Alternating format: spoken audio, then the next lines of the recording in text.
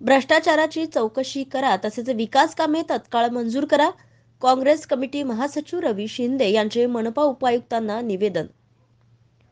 अकोला महानगरपालिका अकोला प्रभाग क्रमांक 2 मध्ये नागरिक दलितोत्तर वस्ती सुधार योजना निधी 2022-23 अंतर्गत करण्यात आलेल्या निकृष्ट दर्जाचे विकास कामामधील भ्रष्टाचाराची चौकशी करणे तसेच विकास कामे तत्काळ मंजूर करा, अन्यथा येथील नागरिकांसह महानगरपालिकेवर धडक मोर्चा काढण्यात येणार आहे, असे निवेदन आज दिनांक 29 जानेवारी रोजी महानगरपालिका उपायुक्त यांना काँग्रेस कमिटी महासचिव रवी शिंदे यांनी दिले आहे.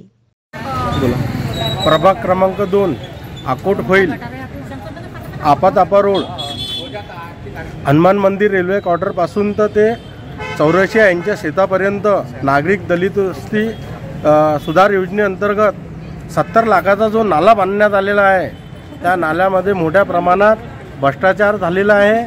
आम्ही प्रशासनाकडे वारंवार तक्रार केली, परंतु प्रशासनाने आणि महानगरपालिकेने इथले कोणतीही दखल घेतली नाही.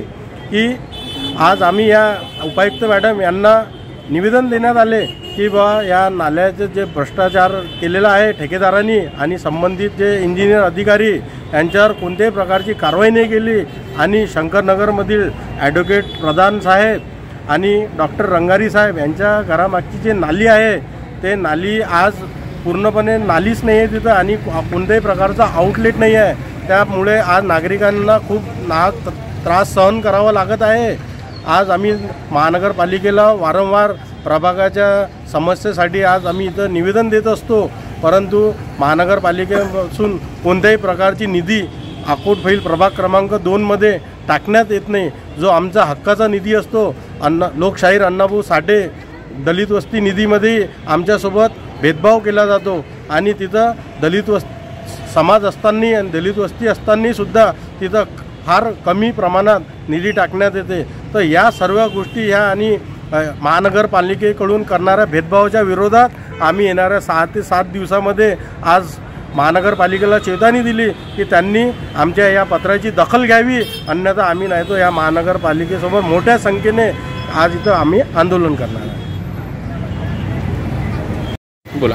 आम्ही इथे महानगरपालिकेमध्ये शंकरनगरमधील महिला इथे जमलेल्या आहोत. आम्ही आमची तक्रार घेऊन इथे आलेलो आहोत. आमच्या पाठीमागे जी गटार आहे ती नव्याने बनवून देण्यात यावी यासाठी आम्ही इथे जमलेले आहोत.